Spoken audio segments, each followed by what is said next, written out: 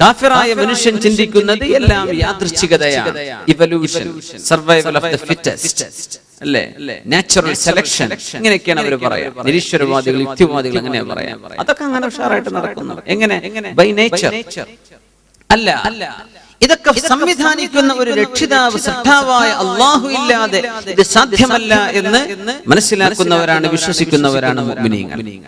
ആ ഈമാൻ ഒരാൾക്ക് കിട്ടിയില്ലെങ്കിൽ കിട്ടാനുള്ള മാർഗം അല്ലാഹുവിന്റെ പ്രപഞ്ചത്തെ കുറിച്ച് ചിന്തിക്കലാണ്. അല്ലാഹുവിന്റെ ദൃഷ്ടാന്തങ്ങളും അവന്റെ സൃഷ്ടികളെ സംബന്ധിച്ച് ചിന്തിച്ചാൽ ഈ നൂറിലേക്ക്, പ്രകാശത്തിലേക്ക് എത്താൻ ഒരു വഴി അതാണ്. അല്ലാഹു നമ്മെ പരിപൂർണമായും ആ നൂറിലേക്ക് അല്ലാഹു എത്തിക്കുമാറാകട്ടെ. അതുകൊണ്ടാണ് റബ്ബ് സുബ്ഹാനഹു വ തആല ഈ ദൃഷ്ടാന്തങ്ങളെ സംബന്ധിച്ച് ഇങ്ങനെ പറയുന്നത്. ഇത് ചിന്തിച്ചാൽ നിങ്ങൾക്ക് അല്ലാഹുവിനെ മനസ്സിലാവില്ലയോ? അല്ലാഹുവിനെ സംബന്ധിച്ച് അറിയണം. ഇതാണ് റസൂലുള്ളാഹി സ്വല്ലല്ലാഹു അലൈഹി വസല്ലം തങ്ങളുടെ അടുക്കൽ ഒരു മനുഷ്യൻ വന്ന് പറഞ്ഞു, ജാഅ റജുലുൻ ഇലാ റസൂലില്ലാഹി സ്വല്ലല്ലാഹു അലൈഹി വസല്ലം. ഹബീബായ നബി സ്വല്ലല്ലാഹു അലൈഹി വസല്ലം തങ്ങളുടെ അടുത്തേക്ക് വന്നിട്ട് പറഞ്ഞു, നബിയേ, അല്ലിംനി മിൻ ഗറായിബിൽ ഇൽമി യാ റസൂലല്ലാഹ് സ്വല്ലല്ലാഹു അലൈഹി വസല്ലം. നബിയേ, ഗറായിബുൽ ഇൽമ്, ആർക്കും അറിയാത്ത വളരെ രഹസ്യമായ ഇൽമുകൾ, അല്ലാഹുവിന്റെ ദൃഷ്ടാന്തങ്ങളിൽ അതിരസകരങ്ങളായ ഇൽമുകൾ എനിക്ക് പറഞ്ഞു തരൂ നബിയെ. ഗറായിബ് ഏത് വിഷയത്തിലും ചില ഓഡ് ആൻഡ് റെയർ, വളരെ അപൂർവമായി കിട്ടുന്ന കൗതുകമുള്ള വിവരങ്ങൾ. അങ്ങനെ നമ്മൾ കൗതുകം ഇഷ്ടപ്പെടും. അപൂർവം, നമ്മൾ എപ്പോഴും കാണുന്ന, എപ്പോഴും അല്ല, അതിൽ നിന്ന് വ്യത്യസ്തമായത്, ആർക്കാർക്കും അറിയാത്തത്, പ്രത്യേകമായ ചില പ്രാധാന്യമുള്ളത്, അങ്ങനത്തെ ഇൽമു പറഞ്ഞു തരീ നബിയെ എന്നാണ് ഒരു മനുഷ്യൻ റസൂലുള്ളാഹി സ്വല്ലല്ലാഹു അലൈഹി വസല്ലം ചോദിക്കുന്നത്. അപ്പോ അവിടെ നിന്ന് ചോദിച്ചു, മാ ഫഅൽത ഫീ റഅസിൽ ഇൽമി ഫതത്ലുബുൽ ഗറായിബ്. റഅസുൽ ഇൽമ എന്താണെന്ന് കിട്ടിയിട്ടുണ്ടോ? മൂലധനം എന്ന് പറയാവുന്ന ഇൽമ, ഇൽമിന്റെ അടിസ്ഥാനം കിട്ടിയാലല്ലേ പിന്നെ കൗതുകമുള്ളത് കിട്ടേണ്ട ആവശ്യമുള്ളൂ.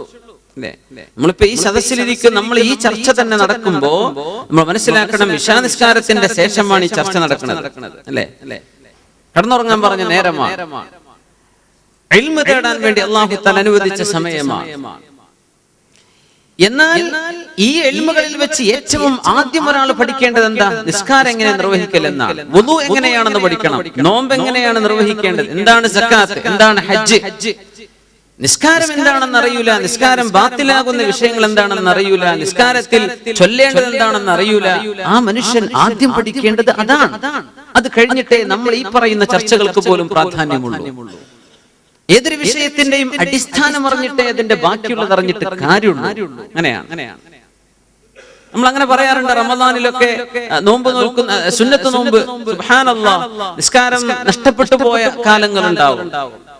അറിവില്ലായ്മ കൊണ്ട് അതിനെപ്പറ്റി അത്ര ചിന്തിച്ചില്ല, ആരും അങ്ങനെ പറഞ്ഞെന്നില്ല. കോളേജ് പഠിക്കുന്ന കാലത്ത് എന്ത് നിസ്കാരം, ജുമുഅക്ക് തന്നെ പോയിട്ടില്ലല്ലോ, അങ്ങനത്തെ ഒരുപാട് ചെറുപ്പക്കാർ പിന്നീട് തിരിച്ചു വന്ന് വളരെ നല്ല മനുഷ്യരായി ജീവിക്കുന്നവർ. പ്രായപൂർത്തി ആയതിനു ശേഷമുള്ള നിസ്കാരങ്ങൾ ഖളാ വീട്ടണം, അത്തരക്കാർക്ക് സുന്നത്ത് നിസ്കാരം പോലും പാടില്ല എന്ന് പറഞ്ഞതിന്റെ അർത്ഥം എന്താണ്? ആ സുന്നത്ത് നിസ്കരിക്കുന്ന നേരം അയാൾ ഫർള് നിസ്കരിച്ചോട്ടെ എന്നതിന്റെ അർത്ഥം. സുന്നത്ത് നിസ്കരിക്കാനുള്ള ആഫിയത്തുണ്ടോ, എന്നാ ഫർള് നീ ഖളാ കൂട്ടിക്കോ, നഷ്ടപ്പെട്ടു പോയ ഫർള് ഖളാ കൂട്ടിക്കോ. ചിലരെന്താ മനസ്സിലാക്കുക, ആ സുന്നത്ത് പാടില്ല എന്നാ പിന്നെ തറാവീക്കൊന്നും പോണ്ടേ, എന്ത് ഞമ്മക്കിത് പറഞ്ഞിട്ടില്ല, എന്ത് ഞാൻ പണ്ടേ നിസ്കാരം ഖളാ ആക്കിയ ആളാണ്, സുന്നത്ത് വേണ്ടെന്നല്ലേ ഉസ്താദ് പറഞ്ഞത്. ഇതല്ല ആ പറഞ്ഞതിന്റെ അർത്ഥം. അങ്ങനെ സംശയം ചോദിച്ചു, നമ്മൾ ഈ ക്ലാസ്സിലാണ് എവിടെ എന്നല്ല. അപ്പൊ അവർക്കൊന്നും തറാവീഹ് നിസ്കരിക്കേണ്ട ആവശ്യമില്ല എന്നാണോ ഇതിന്റെ അർത്ഥം? സുബ്ഹാനല്ലാഹ്, നിസ്കരിക്കാൻ ചിലർ വരുന്നില്ല, എന്ത് സുന്നത്ത് പറ്റൂല, ഹറാം എന്നല്ലേ പറഞ്ഞത്. യാ അല്ലാഹ്, അതിന്റെ അർത്ഥം അതല്ല മുഅ്മിനീങ്ങളെ. അതിന്റെ അർത്ഥം അതല്ല. നിങ്ങൾക്ക് സുന്നത്ത് നിസ്കരിക്കാനുള്ള ആഫിയത്തുണ്ടോ, ഫർള് ഖളാ വീട്ട്. കാരണം നിനക്ക് ഏറ്റവും പ്രധാനം നിന്റെ ഫർളാണ്. റമദാൻ ഖളാ വീട്ടാനുണ്ടായിട്ട് ഇത്നൈനിന്റെയും ഖമീസിന്റെയും, തിങ്കളാഴ്ചയുടെയും വ്യാഴാഴ്ചയുടെയും സുന്നത്ത് നോമ്പ് എടുക്കുന്ന ആളാണ് നീ. സുന്നത്തല്ല, നീ ഫർള് ഖളാ വീട്ടാൻ നേരം എന്നിട്ട് സുന്നത്ത് എടുത്തോ. എന്നാ പിന്നെ ഞാൻ വ്യാഴാഴ്ച തിങ്കളാഴ്ച സുന്നത്ത് നോമ്പ് നിർത്തി വെക്കട്ടെ. ഇതെല്ലാം പറഞ്ഞതിനർത്ഥം ആൾക്കാർ തിരിച്ചു മറിച്ചൊക്കെ മനസ്സിലാക്കും. ഫർളായ ഇൽമ നമ്മൾ പഠിച്ചേ പറ്റൂ. ഫർള് കഴിഞ്ഞിട്ടേ സുന്നത്തുള്ളൂ എന്നർത്ഥം. അല്ലാഹു സുബ്ഹാനഹു വ തആലക്ക് പോലും ഏറ്റവും ഇഷ്ടപ്പെട്ടത് എന്താ? നമ്മുടെ ഫർളായ അമലുകളാണ്. അതുകൊണ്ടാണ് അല്ലാഹു തആല ഏറ്റവും കൂലി തരുന്നത്. അത് തന്നെ അല്ലാഹുവിന്റെ റഹ്മാനും റഹീം എന്നതിന്റെ അർത്ഥമാണ്. നിർബന്ധമായത് ചെയ്യുമ്പോൾ അതിന് തോന കൂലിയാണ്, ധാരാളം കൂലി അല്ലാഹു കൊടുക്കുന്ന എന്തിന്? വാജിബിന്. സുബ്ഹാനല്ലാഹ്. നമ്മൾ ചിന്തിക്കുന്ന നേരെ മറിച്ചല്ലേ, വാജിബ് എന്തായാലും നമ്മൾ ചെയ്തല്ലേ പറ്റൂ, സുന്നത്ത് ചെയ്യുന്നവനല്ലേ കൂലി തോന കൊടുക്കേണ്ടത്. അല്ല, അള്ളാഹുവിന്റെ അജ്ർ അവൻ നൽകുന്ന പ്രതിഫലം അള്ളാഹുവിന് ഇഷ്ടപ്പെട്ടത് അള്ളാഹു നിർബന്ധമാക്കിയ നിർബന്ധ കർമ്മങ്ങൾക്കാണ്. അപ്പോ ആ നിർബന്ധ വിഷയം നമ്മൾ പഠിച്ചിട്ടേ ബാക്കി ചർച്ചകൾക്ക് ഇരിക്കാവൂ എന്നർത്ഥം. റസൂലുള്ളാഹി സ്വല്ലല്ലാഹു അലൈഹി വസല്ലം ചോദിക്കുകയാണ്, മാ ഫഅൽത ഫീ റഅസിൽ ഇൽമി ഫതത്ലുബുൽ ഗറായിബ്. വിചിത്രവും അപൂർവങ്ങളുമായ ഇൽമുകളൊക്കെ അറിയണമെന്ന് നീ ചോദിച്ചു വരുന്നു. അപ്പോ റഅസുൽ ഇൽം, അറിയേണ്ട യഥാർത്ഥമായ ഇൽമ് നീ എന്തറിഞ്ഞു? അത് നീ പഠിച്ചിട്ടാണോ ഈ ബാക്കി ചോദിക്കാൻ വന്നത് എന്ന് ചോദിച്ചു. ഖാല വമാ റഅസുൽ ഇൽമി യാ റസൂലല്ലാഹ് സ്വല്ലല്ലാഹു അലൈഹി വസല്ലം. എന്താണ് നബിയേ ഈ റഅസുൽ ഇൽം? അറിയേണ്ട ഏറ്റവും അടിസ്ഥാനപരമായ ഇൽമ എന്താണ് നബിയെ? അത് അറിഞ്ഞിട്ടല്ലേ ഈ വിചിത്രങ്ങളെ സംബന്ധിച്ച് ചോദിക്കാനൊക്കൂ. എന്താണ് ഈ റഅസുൽ ഇൽം എന്ന് ചോദിച്ചു. റസൂലുള്ളാഹി സ്വല്ലല്ലാഹു അലൈഹി വസല്ലം ചോദിച്ചു, ഹൽ അറഫ്ത റബ്ബ്, നിന്റെ പടച്ചോനെ നീ മനസ്സിലാക്കിയിട്ടുണ്ടോ? അല്ലാഹുവിനെ സംബന്ധിച്ച് നീ മനസ്സിലാക്കിയോ? അല്ലാഹുവിനെ സംബന്ധിച്ച് അറിഞ്ഞിട്ടുണ്ടോ? ഇത് റഅസുൽ ഇൽം. നമ്മൾ നിസ്കരിക്കുന്നുണ്ട് അല്ലേ? അമലിന്റെ മുമ്പ് സാബിഖാണ് ഈമാൻ. ഈമാൻ കാര്യങ്ങൾ കഴിഞ്ഞിട്ടാണ് നമ്മൾ ഇസ്ലാമിലേക്ക് വരുന്നത് അല്ലേ? ഈമാൻ അത്യാവശ്യമാണ് അമലുകൾ സ്വീകരിക്കപ്പെടാൻ. ഇല്ലെങ്കിൽ അള്ളാഹു കർമ്മങ്ങൾ സ്വീകരിക്കൂല. അള്ളാഹുവിലുള്ള വിശ്വാസം, അവന്റെ മലക്കുകളിൽ, അള്ളാഹുവിന്റെ കിതാബിൽ, അള്ളാഹുവിന്റെ മുർസലീങ്ങളിൽ, അന്ത്യനാളിൽ, അള്ളാഹുവിന്റെ ഖദറിലും ഖദാഇലും. ഇസ്ലാം കാര്യത്തിൽ ഒന്നാമത്തെ തന്നെ എന്താ? ഷഹാദത്തു അല്ലാ ഇലാഹ ഇല്ലല്ലാഹ് വ അന്ന മുഹമ്മദുർ റസൂലുള്ളാഹ് സ്വല്ലല്ലാഹു അലൈഹി വസല്ലം. എന്റെ രക്ഷിതാവും ഉടമസ്ഥനും സൃഷ്ടാവും അല്ലാഹുവാണ്, എന്റെ മഅബൂദ് അല്ലാഹുവാണ്, റസൂലുള്ളാഹി സ്വല്ലല്ലാഹു അലൈഹി വസല്ലം അവിടുത്തെ അന്ത്യദൂതരാണ് എന്ന് വിശ്വസിച്ച് നാവുകൊണ്ട് വെളിവാക്കി പറയൽ ഇസ്ലാമിന്റെ ആദ്യമാണ്. പിന്നെ നിസ്കാരം, സകാത്ത്, നോമ്പ്, ഹജ്ജ്. അപ്പൊ അല്ലാഹു ആരാണെന്ന് മനസ്സിലാക്കിയിട്ടുണ്ടോ? ഈ ഇൽമുണ്ടായി കഴിഞ്ഞാൽ ബാക്കി എല്ലാം ശരിയായല്ലോ. ഇതാണ് അല്ലാഹു തആല ചെയ്യുന്നത്. വിശുദ്ധ ഖുർആനിലൂടെ നമ്മൾ അങ്ങനെ ആലോചിച്ചാൽ അല്ലാഹുവിനെ സംബന്ധിച്ചാണ് പരിചയപ്പെടുത്തി തരുന്നത്. അല്ലാഹു അതിന്റെ സൃഷ്ടാവ് ആരാണ്? നിസ്കരിക്കണമെന്ന് അല്ലാഹു പറയും. ഇത് അല്ലാഹു ആരാണെന്ന് മനസ്സിലായില്ലെങ്കിൽ എന്താണ് നിസ്കരിക്കാൻ പറഞ്ഞതിന്റെ താല്പര്യം എന്നറിയൂല. നമുക്ക് ഭൗതിക ലോകത്ത് അറിയാൻ പറ്റും, ഇത് പ്രധാനമന്ത്രിയുടെ ഉത്തരവാണ്, നേരിട്ടുള്ള ഉത്തരവാണ്, അല്ലെങ്കിൽ താഴെയുള്ള ഒരു ഹോം മിനിസ്റ്ററുടെ ഉത്തരവാണ്, അല്ലെങ്കിൽ ഫൈനാൻസ് മിനിസ്റ്ററുടെ ഉത്തരവ്. അപ്പൊ നമുക്ക് അതിന്റെ ഗൗരവം മനസ്സിലാവുന്നില്ല. സാധാരണക്കാരൻ പറഞ്ഞ പോലെ അല്ല.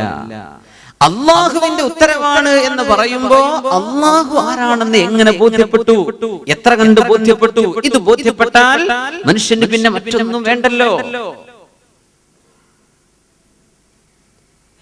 ഹൽ അറഫ്ത റബ്ബക, നിന്റെ റബ്ബിനെ ഹൽ അറഫ്ത റബ്ബ്, അല്ലാഹുവിനെ സംബന്ധിച്ച് നീ എന്തറിഞ്ഞു എന്ന് ചോദിച്ചു. നീ അറിഞ്ഞോ? ഖാല നഅം, ഞാൻ അറിഞ്ഞു. ഈ മനുഷ്യൻ പറഞ്ഞു, ഞാൻ അറിഞ്ഞു.